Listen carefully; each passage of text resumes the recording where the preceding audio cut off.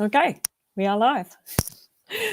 So, after a few technical difficulties, we are here. And Michael, it is so good to see you again online. Welcome. Thanks. Glad to be back. Back Good. in the hot seat. Yeah, in the hot seat, exactly. So it's it's a little while since we last had a conversation, but really appreciate you taking time out of your day and coming online again and looking at a different topic. So, how are you Love to be back. anyway? Yeah, I'm fantastic. I'm feeling great. Reflected on our last chat about commitment. Thoroughly enjoyed that and watched it back. It's a bit cringeworthy though when you watch yourself back speaking on camera.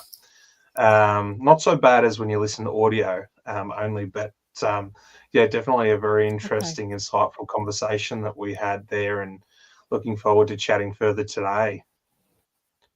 Yeah. So, I think that's a great opportunity to lead into what is the conversation that we're going to be having today. And before we just go there though, so I'm Sue Matheson for those that are listening to a recording or listening to this live. I'm CEO Catalyst, but also certified integrity game coach and mentor.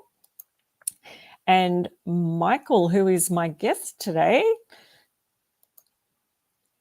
is founder, director of Scherini Lawyers. So welcome. It's really good to have you. The conversation we're having today is the final point on this framework, integrity game framework, where I've been doing a live stream series talking to different points on the model. And as Michael just mentioned, we had a previous conversation much earlier, and now we're going to be having a look at this giving and serving concept and addressing the question of, from a business strategy perspective, who wins when you win. So given that we're both on a little bit of a time frame, Michael, if it's okay, I'm going to launch straight into the conversation. And Sure. the first question that I want to pose to you is, what's the importance of service, the significance of it, of being in service, and the benefits of being in service? Well, look, I guess I'll give it a bit of an overview. At its core, from my perspective, service is about contributing to something greater than oneself or one's business. In the legal profession in particular, the kind of work that we do, for example, at Scherini Lawyers, service is it's not an abstract concept. It's really a daily service. It's a daily practice. Um, we're often working with people at pivotal moments in their lives, family breakdowns, business disputes, could be personal injuries of a kind.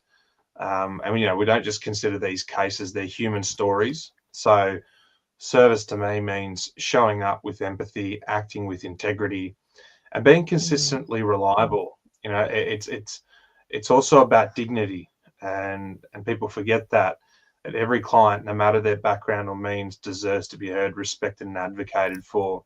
And that's a privileged position we hold as officers of the court, is to know that we are in that position to serve the community. And I think it's important to remain humble and reflect on that on a daily basis. So that's the kind of service that makes a lasting impact. And when your work is rooted in service, you stay grounded, even through the complexity and the pressure of legal practice. Don't allow legal titles to get your head. Don't allow awards, achievements, names, your sparkly office. Don't allow these things to get your head. Remember, you're there to serve. And I think if you keep that at heart, it really puts you in a good position to, I suppose, grow your business and also just remain as a humble servant to the community.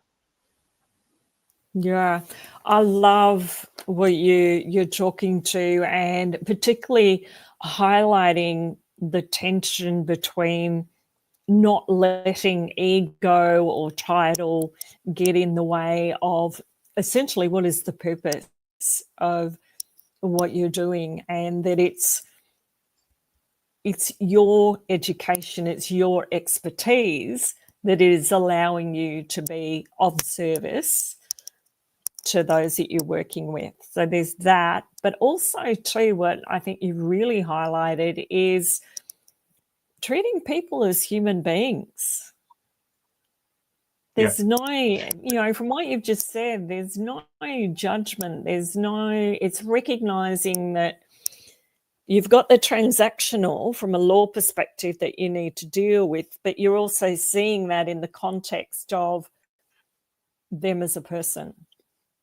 You can look behind the transaction or look behind the issue and stop for a moment, take a breath and think. You realize that people aren't really coming to you for anything else other than to help them with their problem, and they're often looking for the best service, and there are other elements involved in that. Trust, they're looking for commitment and all sorts of things, and the other features that you've got in the integrity game. There's the whole compass, but in particular it's very important to focus on the service, and what you're providing, what the client's looking for, especially with in industries like legal, where unfortunately there is a lot of ego, and there's also a lot of good lawyers there too, who understand exactly what I'm talking about. And we're often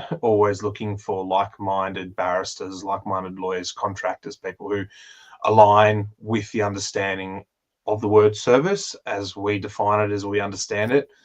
And so as time goes on, you build your network, you build your group of reliable people that you work with, and and that really expands your ability to provide quite a good service to the people engaging your business. And I think that has a really big impact on the community. Yeah. And I think too, some other, like you talked about the empathy associated with being in service, and there's a couple of other things that have come to mind for me, is that service is almost teaching as well, and it's a perspective. It's Sorry, you might have lost you there. Turning up with would you say a particular mindset? I might have just lost you there for some reason for about Sorry. maybe 10. If you could repeat that question about empathy. Well, I was acknowledging empathy that you've talked about as part of service.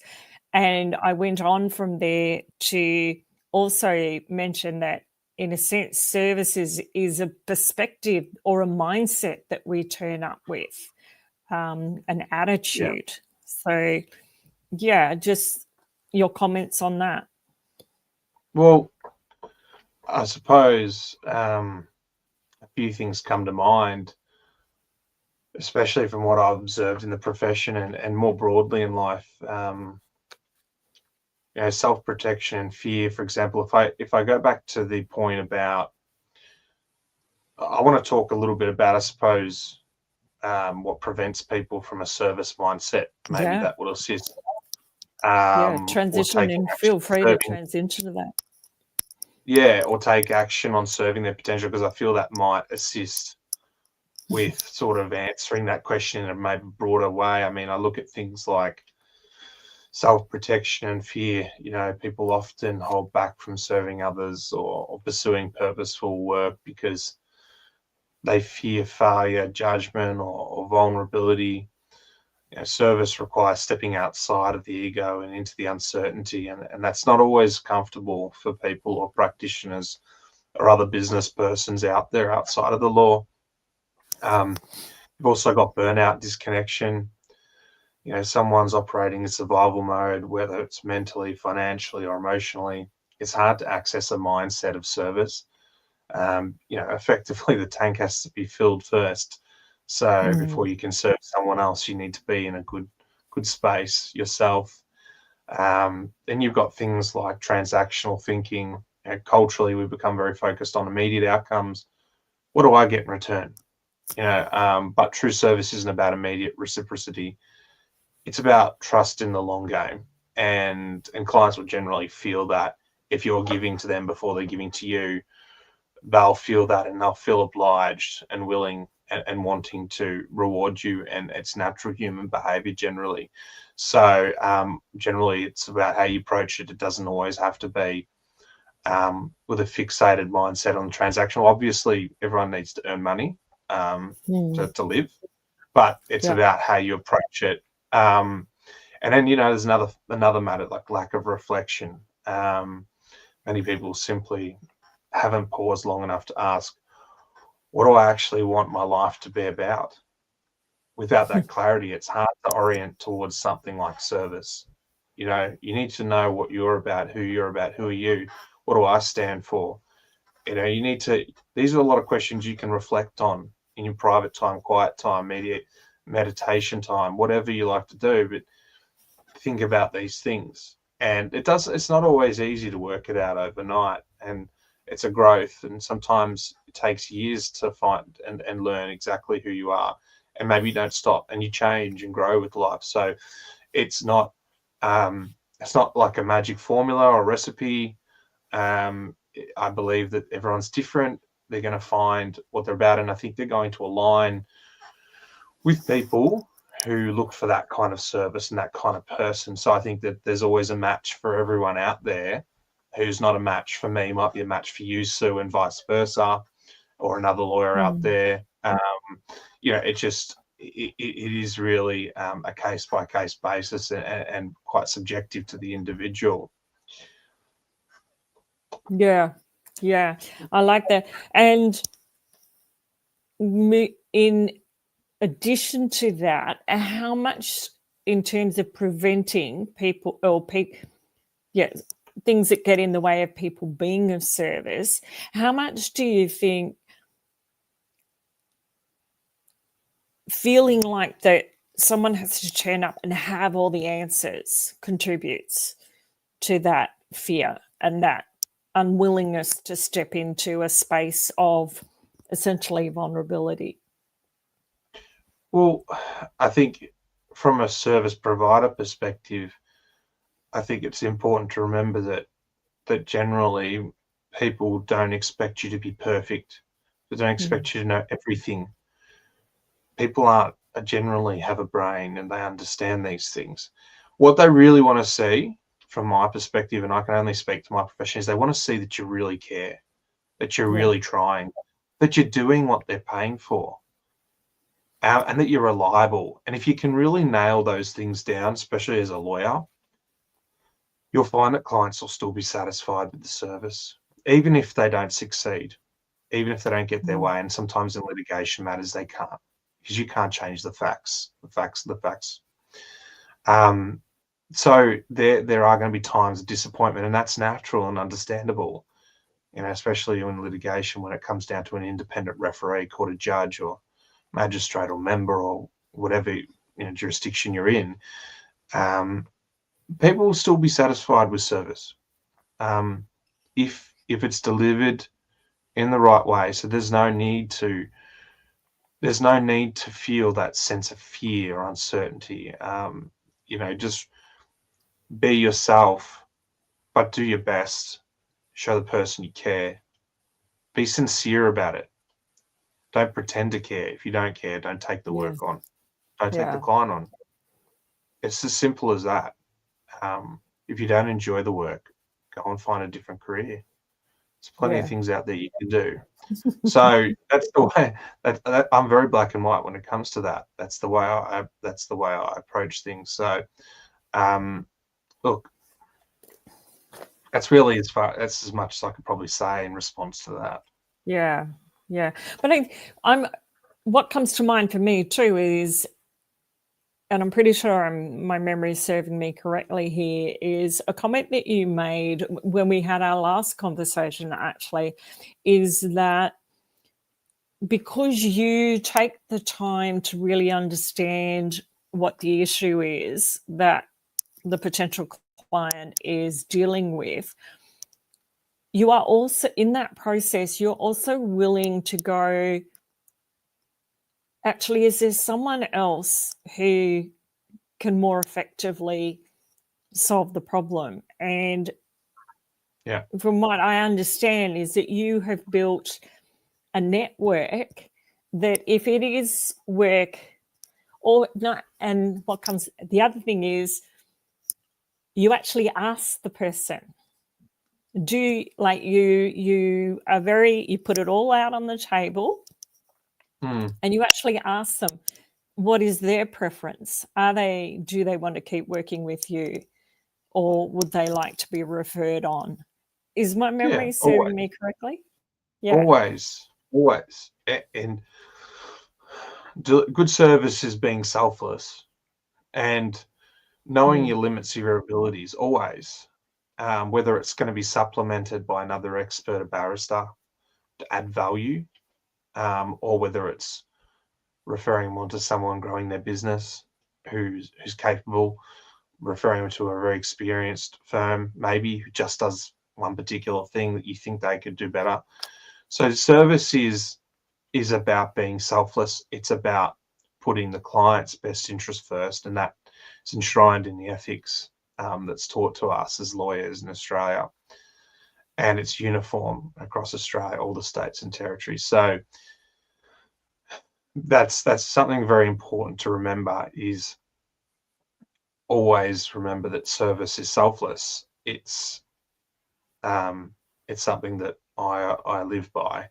If I feel I can't add value to someone better than someone else can, who I will generally put the client onto someone else, or I'll give them the option. And generally, there's a lot of things that we can do. Obviously, we're quite adaptable and very good at our job, but at the same time, you still need to critically analyze every case and assess it case by case. And because you've won one or you've got a good result in the other doesn't mean that you're going to get a good result on this case. You cannot judge a future outcome from a past outcome in the law. That's why I quite often am amused by the amounts of money that some lawyers charge, and hear titles like they're the best lawyer in Australia and best lawyer in Melbourne, Victoria, number one, this and that. So, well, unfortunately, they can't guarantee the outcomes. So unless they've got a crystal ball that no one else has, I'm not too sure I can give them that title, because, like I said, past outcomes are not indicative of future outcomes. Yes. So I always need to assess cases case by case basis. Yeah. In terms of experiences that you've had, or if you were talking to someone else about getting ready to serve so that you're in a position to serve when the opportunity arises, is there anything that comes to mind there that you would offer? Yeah, look, there's a few things I've found valuable, both personally and professionally. Start where you are with what you have. Service isn't about grand gestures. It starts with how you show up every day for clients, colleagues, friends, family. How you treat people in your personal life reflects to your business life and vice versa. Be yourself, be authentic. Don't be two versions of yourself. People feel it, they know it, they don't like it. And so I'm always about being authentic, down to earth. And if you look at, for example, my Google profile, well, that's all genuine. For example, genuine reviews about people that have written reviews about me, which reflects who I am. They're all, and so everything I speak to is reflected in their reviews, which makes me happy because it shows that I'm, for example, being authentic. So you don't need a new job title to be of service. You just need awareness and intent. Secondly, reflect regularly on your values. As Scherini lawyers, we do a lot of internal reflection, asking ourselves whether our decisions align with our mission to support and empower our clients. That same practice can apply in life more broadly. if service is a value, how are you embodying it? If you're not, what's in the way? So that's really a second point probably to think about. And thirdly, build service into your systems, whether it's through community involvement, sponsorship, charities, mentoring, pro bono work. We do it all at Screening Lawyers. We're involved in all of that in some way, shape, or form, or simply creating space for deep listening. Embed service into the structure of your life, not just as an ideal, but as a regular rhythm. So ultimately, a life of service gives meaning, and in my experience, it's also what brings the most satisfaction, not just success, but significance. And I think that's really important to remember. So, that would be what I would recommend for people who want their life to be more about service, or how can they give more service. Reflect on those three things, for example, which are just a few things that I could think of, but you could go on all day. But those are probably three key things, good starting point. Yeah, fantastic. And when you're talking about building service into your systems, I know in the past you've done some pro bono work for vulnerable people and also for the protection of animals. Is there any story or experience that really stands out for you from that? Well, look, I mean, some of our stories are obviously confidential, especially if they're resolved by way of mediation and confidentiality agreements. So we have to be a bit careful. But what I could say is that we, but we could talk. I mean, generally, I can say that whenever there's things that you're passionate about personally, it doesn't feel like pro bono work. It doesn't feel like a chore. It feels fantastic. You love doing it. You want to do it all day, but you can't, because you do need to buy food to survive. So there are limits, and you have to also sleep. Do that thing called sleep. So there's only so much time in a day to be able to do so much and still balance your family, social life, friends, work. And so we do what we can where we can. And certainly animal rights is something I'm very passionate about. I'm a dog aficionado. I'm a dog enthusiast, whatever you want to call it. My little dog Rocco is my silent business partner. He's also the boss of my business. Without him, my business wouldn't be where it is today. And I sincerely mean that. Loyalty of, for example, dog, and the kind of routine they give you, in that sense of enjoyment of life. And I find my motivation in a creature like that, it's something different. So when it comes to doing pro bono work, there's all sorts. There's that sort of work that we're involved in, or have been involved in. There's even just regular phone calls we do all the time. We constantly do calls through Legal Institute of Victoria's Find Your Lawyer referral service. 30 minutes. We do 30 minutes free chat. The amount of times I've talked to people, I've talked to thousands of people over the years. 30 minutes free. I pack a lot of information into that 30 minutes. For me, it's probably not that difficult. It's off the top of my head. But for them, it was probably so important. A lot of those clients just went away and made a decision based on that 30 minutes free that they got. Because for me, I probably felt like I wasn't giving any value, because it was something so easy for me, in the sense of the tying my shoelaces. I know all this stuff. But for them, it was really meaningful, and it really impacted their life, their decision. And they got it, for no cost. And a lot of the people couldn't afford, and they would deserve it of that. And so the amount of people we would have impacted, even if it was as simple as talking to me for 30 minutes to decide that their case was not worth proceeding with. They got a lot out of that 30 minutes. They avoided a bad decision. They avoided investing money into a hopeless case. They felt confident to make the decision. They only probably got some options, and that was enough. So quite often pro bono doesn't have to be working on a case for days and running something up to the High Court. It's just having that discussion with someone and not charging.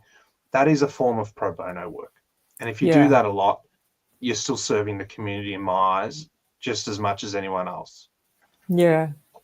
Well, from that, I would say that you're almost protecting the well-being of those individuals from a mental health perspective, even a decision making, financial, because you're helping them to make informed decisions that gives them a way forward.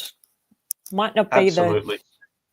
exactly the way they wanted, but at least you're facilitating them to get out of the sticky of where they're at and Or move forward. just the confusion Yeah. going around in their brain about what to do, don't know what to do, the stress and immense lack of sleep and everything they're going through. No one ever talks about these flow-on effects. Of course, the mental health, once you've made a decision in your mind, you've made that decision, it's done. You can move on with your life. It's like a load's been lifted off your shoulders. Sometimes you just needed a 30-minute chat with an expert who could look forward into the future like me. So I've seen this case run out many times, and this is exactly what's going to happen if you keep going down that path. Yeah. And then it's it. They've made a good financial decision. Sometimes they may decide to go forward. Maybe they need to. Some cases actually do need to go to court. A lot of them don't. Most of them settle. A lot of clients don't proceed. It's fine. We respect people's decisions. We don't push. We don't need. We've always got work, and we don't need to push anyone. So we just want people to make the right decision, and they make the decision. So when it comes to those discussions, so many flow-on effects, as you said, mental health, positive impacts on mental health, positive impacts on financial situations, positive impacts on family dynamics, disputes and legal matters, pull families apart, marriages apart. I've seen it happen many times. People have divorced from a case because of the stress and financial impact that's put on the family home. Lost their kids. There's so many bad things that can come out of it. So, you've got to make the right decision. But as lawyers, as service providers, we have to guide people in the right direction. And our job is to say, well, there might be 5 roads to go down. A good lawyer knows which road to choose. That's the best road. You go down that road. And you don't give people 5 options. You give them the options, but you give them the recommendation. Because people come to a lawyer for a recommendation. They want you to tell them that's the road to take. And it's important that you understand your position. So give that advice and be accountable to it and stick to it. And so when it comes to providing that, that service, that direction, it's important to know that people are really looking up to you for guidance. Yeah. And that comes back, I would say, to what you were talking about earlier in terms of being values-based in the way that you show up. Because what you're saying there, if you're going to be providing a recommendation and willing to be accountable for that, then you're making that recommendation in the best interest of the person, not of yourself, not of you having a big fee or anything like that. Yeah, that's right. Yeah. It's enshrined in our ethical conduct rules, like I said before, which are uniform. Our paramount duties to the court or tribunal, wherever you are, whichever jurisdiction. And then second, it's to the client. So with the greatest respect to the clients out there, they need to understand that our duty is second to them. It's first to the court because we're officers of the court in a privileged position. Yeah. So we would never ever obviously mislead the court if a client was asking us to do something that would undermine that paramount duty to the court, just because we're acting in their best interests in terms of service. So they're always second. And it's important that everyone understands that. And as lawyers, never ever mix those up, and always maintain that position, which is that the utmost candor and frankness of the court is important, because it upholds our justice system, the integrity of it, natural justice, procedural fairness. These are key doctrines enshrined in our justice system, which means everyone can have a fair hearing. So it is about the clients, it is about the service, it is about their best interests. That has always been a secondary but a very important consideration when it comes to providing service and what exactly you're providing, what you're being told to do and for the client. Yeah.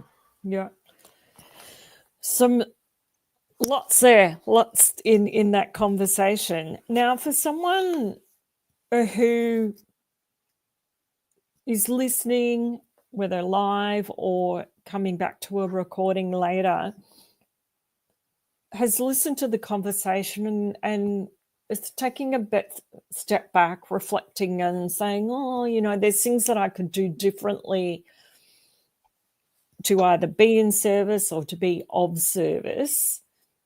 With that in mind, what would you suggest to them what steps can they take in addition to some of what you've already talked about, or reinforcing what you've talked about?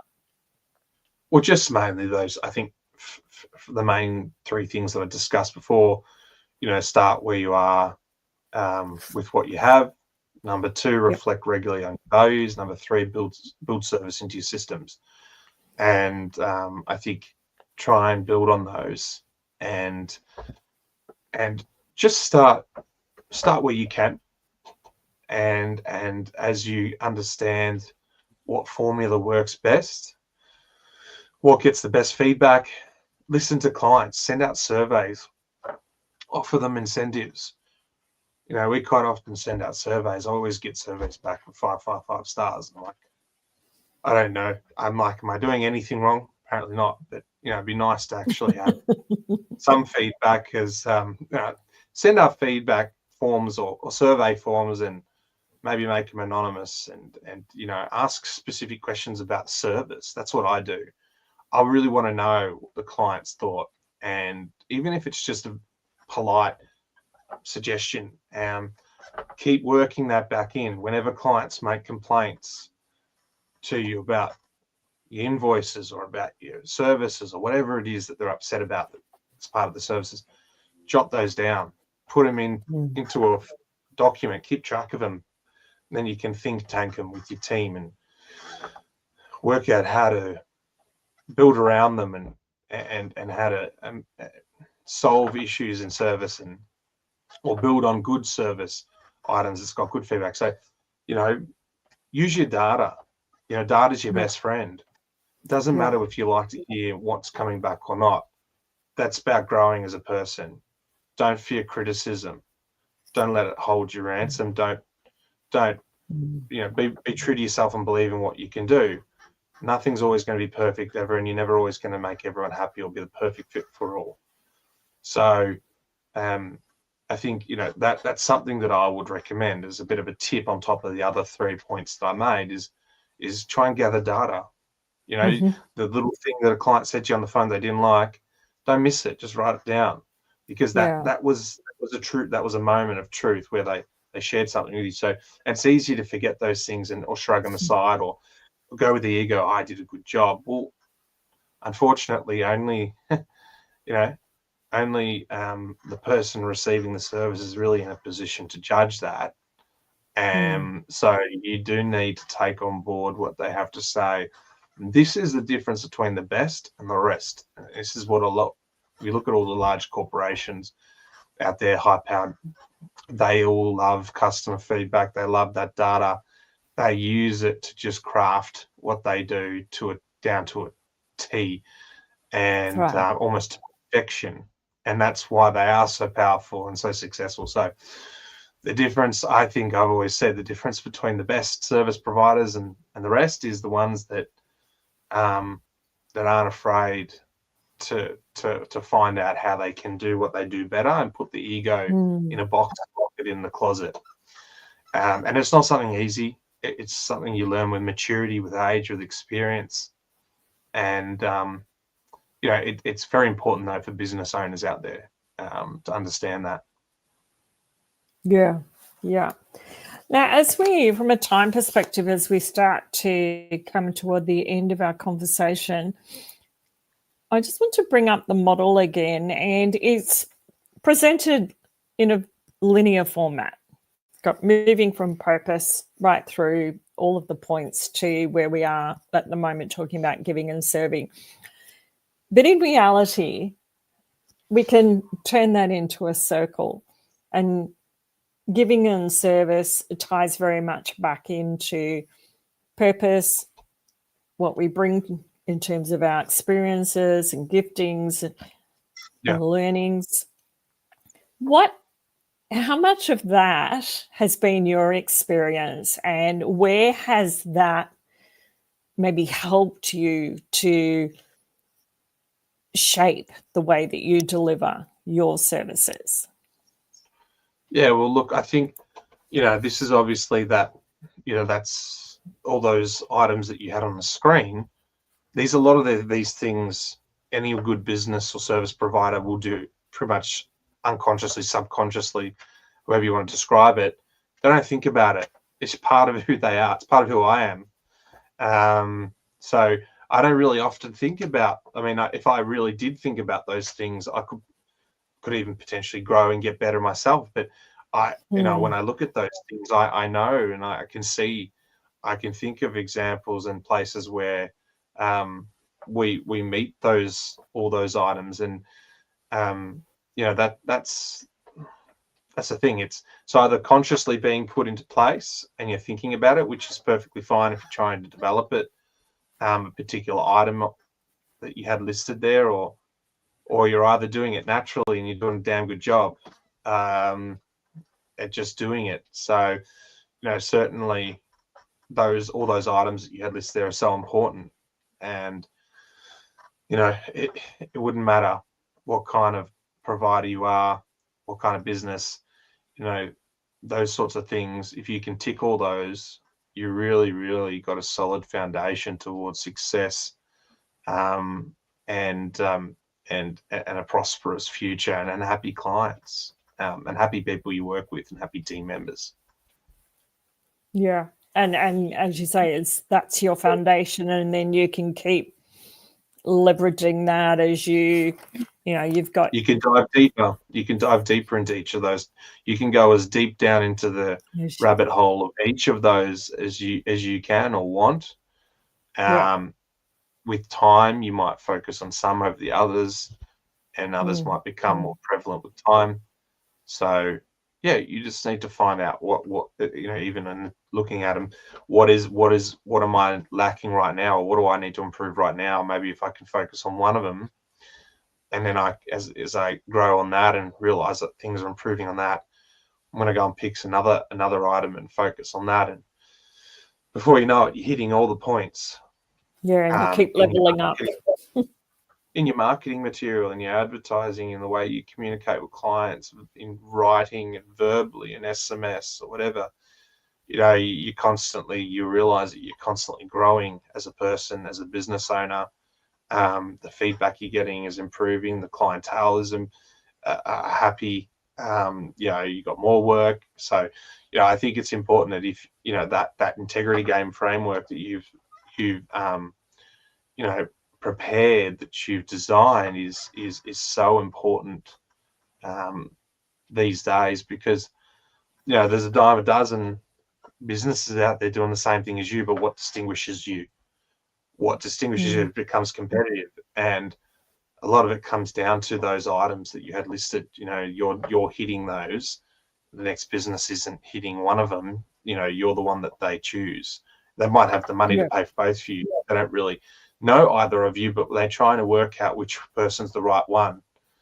So it's about reputation. It's about hitting those things on the integrity game framework, and not just trying it for one day, making sure that you make it integral to your business, practicing it daily, reviewing it, thinking about it, consciously putting it into practice. That obviously sets some great foundations. Yeah. And that's definitely one of the intentions of the integrity game. If I bring it up again, the integrity game framework is that it's not a one and done. It's a starting point, but then it's about coming back and revisiting and asking the questions, doing the reflection, where, what am I going to focus on? It doesn't have to be the whole lot. As you said, it could just pick up in one area. What am I going to do here? What can I do differently? And it just keeps building it up there and then.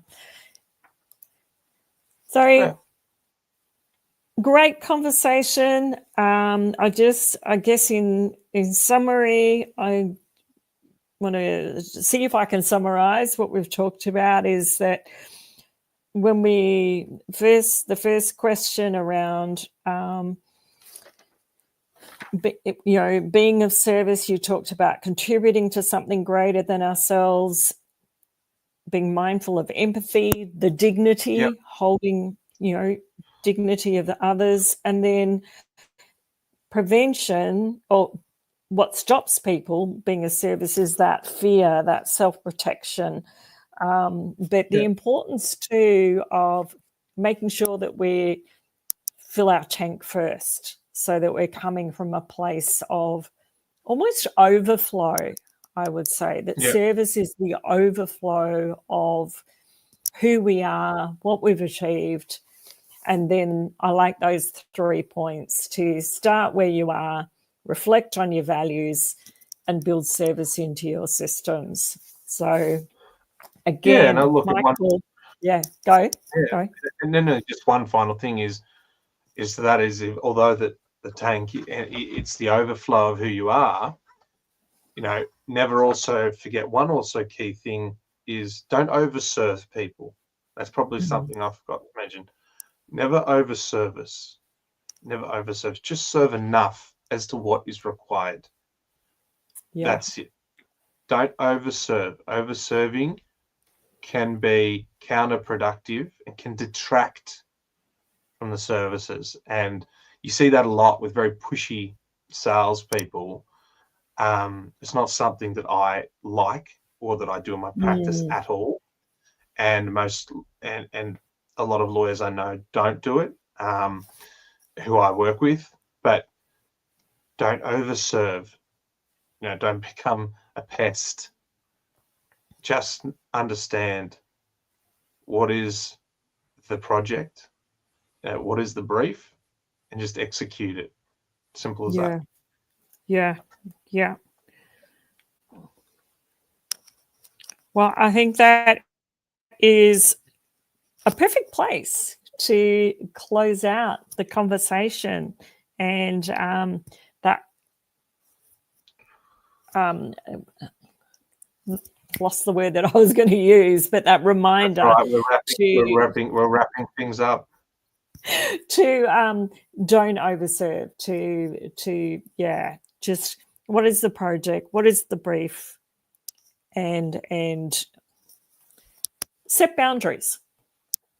So be of service. Don't overstep boundaries with clients when it comes to service. Yeah. Well, thank you again for taking time out of your day to have the conversation and to explore the topic of giving and serving, and really, really appreciate it. Thanks for having me on, Sue. I look forward to being on in the future. Just always reach out anytime. Thank you. Okay. Thank you.